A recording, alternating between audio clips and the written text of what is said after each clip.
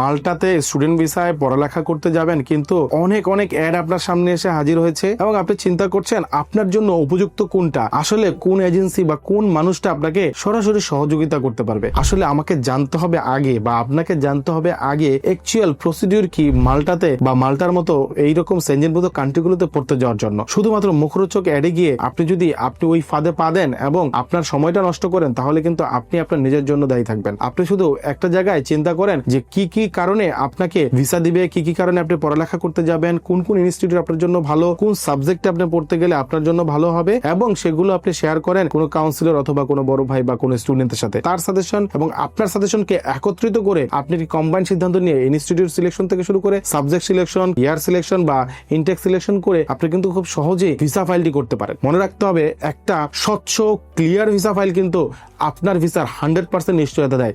শুধুমাত্র ভিসা ফাইলটি করলেই কিন্তু হবে না, আপনাকে সেই ইন্টারভিউ বা যে ইন্টারভিউটি ভিএফএস গ্লোবালে আপনার অনুষ্ঠিত হয় আপনার জন্য, সেটি কিন্তু একটা অজানা ইন্টারভিউ। আপনার জানার পরিধিকে যখন বাড়াবেন, আমরা যখন আপনাকে পুরোপুরি গাইডলাইন দিব কিভাবে আপনি ইন্টারভিউটা ফেস করবেন, কি কি প্রশ্ন হয়, এনভায়রনমেন্ট, সারাউন্ডিং এবং মক টেস্ট, যখন একাধিক মক টেস্ট হয় আমার স্টুডেন্টরা কিন্তু সহজেই সেটাকে কপ আপ করতে পারে। তার জন্য কিন্তু আপনারা দেখেছেন ফার্স্ট গ্লোবাল ভিসা কনসালটেন্সির ভিসা রেশিও অনেকটা বেশি। তাই যদি আপনার মাল্টা রিলেটেড প্রশ্নগুলো থাকে, আপনারা আগে জানুন, কোন রকম খরচ সময় নষ্ট করবো না, আগে জেনে বুঝে একটা সিদ্ধান্ত নেন আপনি কোন মাধ্যমে বা কোন এজেন্সিতে বা কোন ইনস্টিটিউটে আপনি পড়ালেখা করতে যাবেন। So let's get the decisions for better career.